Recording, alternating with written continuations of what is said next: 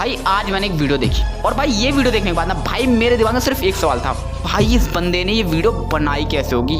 इतनी क्रिएटिविटी, इतनी एडिटिंग, इतना दिमाग कहाँ से लगाया उसने? और भाई सच बता रहा हूँ, अगर आपने ये वीडियो देखी ना भाई आप अपने बाल नोचने में मजबूर हो जाओगे भाई, इतनी खतरनाक। आइए देखते हैं।